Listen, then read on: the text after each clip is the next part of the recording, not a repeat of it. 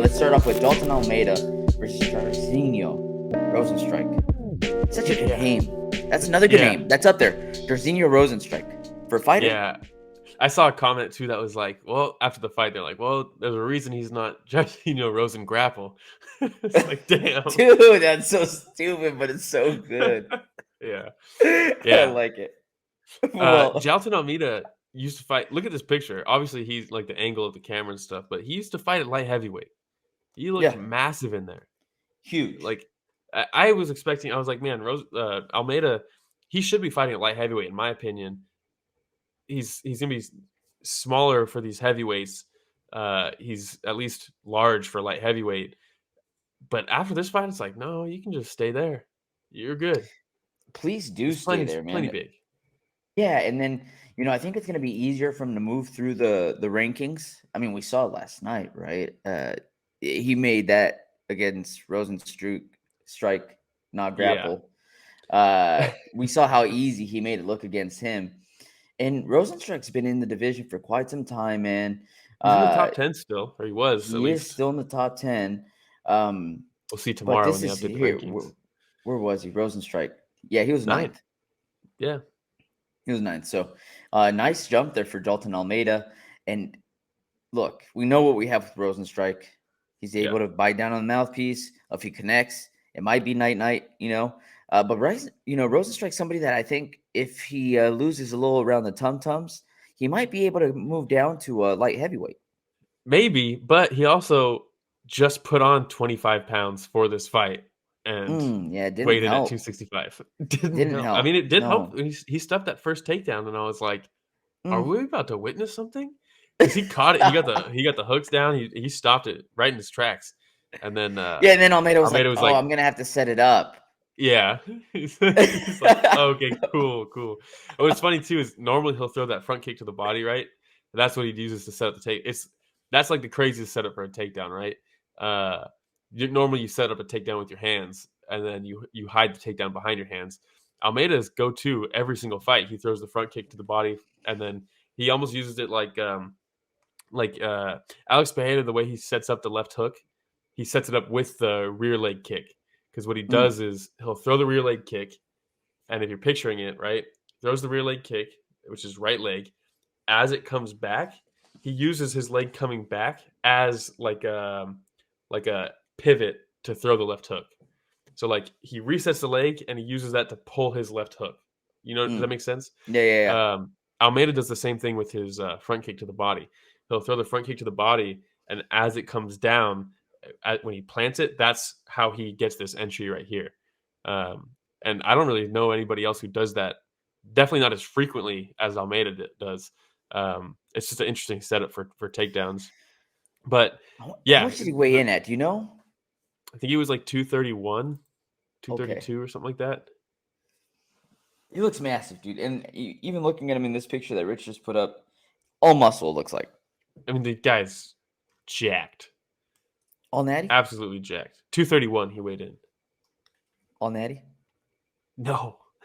No way this dude's all natty. Come on. But, I mean that with all due respect.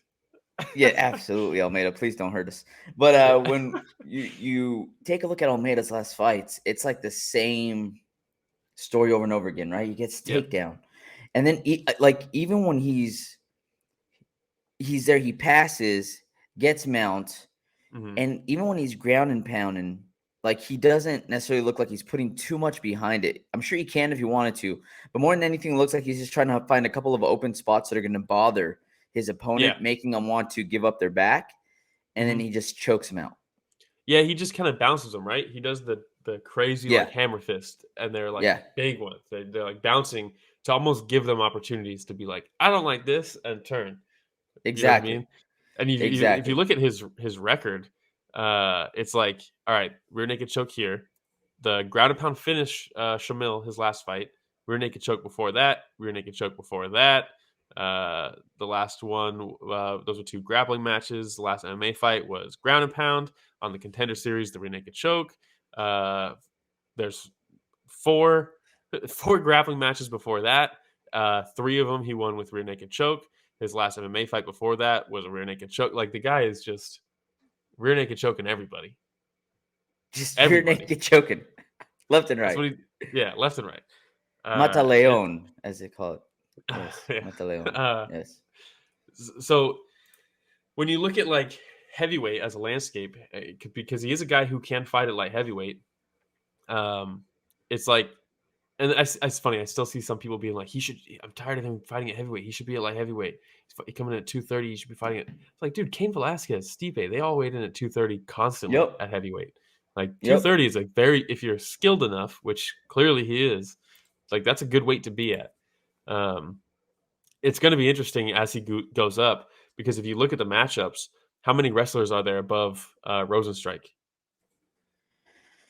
I don't know. Maybe Curtis Blades for sure. That's it. There's your one Yeah. wrestler. So who's going to be able to stop this game plan from him? You know what I mean? Above him right now, Curtis Blades maybe. That's about it. I don't see maybe Tom Aspinall, right? Tom Aspinall probably can. I think He does the same thing to Spivak. He does the same thing to Volkov. He takes down Tuivasa. He chokes him out easy. Aspinall is a tough one. Blaze is tough. Stipe is never going to fight him. He's going to retire after John. Pavlovich, maybe he can stop the takedown with sheer strength. yeah, Cyril Gane's definitely not stopping these takedowns, and John absolutely not. Jones is going to retire after the Stipe fight. So the window's wide open for Almeida here at heavyweight. For sure. And that's what I'm saying. Like, yeah, definitely stay at heavyweight. Um, for a while there, we continued hearing like, hey, this is the new class of heavyweight, especially Yeah. when Cain was going at it. Junior Dos Santos was going at it, like you said, around the 230-pound weight class. And everybody was expecting, like, this is it. Like, this is the This is prime. the blueprint. Yes, the blueprint. And then here comes Francis Ngannou. Yeah. And it was like, oh, wait a second. Like, Taunts this guy's everybody. massive and just knocking everybody out. But I think he's just a one-off, right? Well, every So once in a while you get that, right? Like Brock Lesnar was that same thing, right? Cuts weight to mhm. 265. And there was an era for sure where you had guys like Shane Carwin, Brock Lesnar, Overeem weighing in. He walks into the cage 300 pounds. Like there was that era. And like you said, once Cain showed up and he started just out cardioing all those guys, it was like, oh, that doesn't really work anymore, right? The size advantage has been like covered by the skill that people are now getting in MMA. And like you said, Francis Ngannou is kind of a one-off special, as Rogan would say about Ronda, a once in a ever person. This isn't once in a lifetime. This is once in ever human being. Like, all right, Joe. Love it, dude. I love it. I love it. Yeah. But super exciting to watch Jailton Almeida. You Yeah. continue seeing a star being born, man. And yet, like you said, I think it was definitely a showcase for those folks tuning in on ABC. Well, so Dana even said in the post-fight press conference, I feel like he almost kind of fucked up. He was like, "Yeah, Almeida put on a show. Johnny Walker didn't really. We set him up with this matchup to showcase on ABC, and Ian Gary, and he went through the list of some of the names, and it's like, is he just saying that they like gave these guys layups? And he even said he's like, we taught some of these guys softballs, and then they got to hit it out, and sometimes they don't. And it's like, what do you mean you toss them up Wow. softballs? The fuck are Wow. you talking about? Hey, meanwhile, Anthony Smith's like, oh, Yeah, he's like, damn, God, Dana. man. All right. But I don't think he now meant it that, like that, but he might have. yeah. He's like, hey, you still got room on our desk, all right, Anthony Smith? Yeah. You could still help us with some analytics. But all right. That's it for the main event. Well, what do you do next? Almeida versus Tuivasa? Ooh, I mean, that's a good one. Tuivasa continues being a really popular name, jumps up Coming off a to loss. the top 6, coming off a loss. But I love my boy Tai Tuivasa, and I don't want him to do him dirty like that. No, me neither. But I feel like that's kind of the fight you got to make, because Almeida has to fight up. There's no way he's fighting down. Yeah. There's no way he's going to fight down. Curtis Blades, I doubt takes that fight. Unless you just give him Volkov. Volkov's the guy that they give to everybody. Yeah, so why not just continue going that route? Give him to Jailton Almeida, and he continues ascending, right? He gets some more fights under his belt. But if you're Volkov, you're like, why am I going to take that fight? Because he's on a 2-fight win streak, right? Starting with beating Rozenstruik. and then he beat who else did he beat? Who's the last guy he beat? Oh no, it was Romanov. recent though. Ah, that's right. Romanov, which was like a weird fight, but so it's like if I'm Volkov, I'm like I'm fighting up, I'm not fighting down. You do Volkov versus Curtis Blades or something. I don't know, but I feel like Taito Ivasa versus Almeida is the fight. Derek Lewis versus Rozenstruik is the fight. I feel like that's what you do. Where's Tom Aspinall in his recovery? Have you read anything about him? Yeah, he's fighting Marcin Tybura. Oh, okay. When is that? I'm not sure when they scheduled it for. They just announced it when Dana made that announcement for 290, and he fucked up on the Figgy fight. Okay. Well, they just announced it. I don't know where it is. Well, we'll see how it goes for Tom Aspinall. But man, that's somebody that I was so high on as he was going through. Have you seen him recently? Ascending. No, why? Did he put on some pounds or something? Put on some pounds. Oh, dude, he could train, man. No, oh, really? He looks jacked? Dude is jacked. You think he said he feels like the best he's ever. Oh, yeah, dude. USADA's like, we're not flying all the way to London. USADA? We're like, USADA? Exactly. Come on, dude. And I love it. They're fighting July 22nd. July 22nd. Okay, right around the corner. So headline. Tom Aspinall. They're headlining the London card. I'm sure he took some supplements to get better faster recovery. Yeah.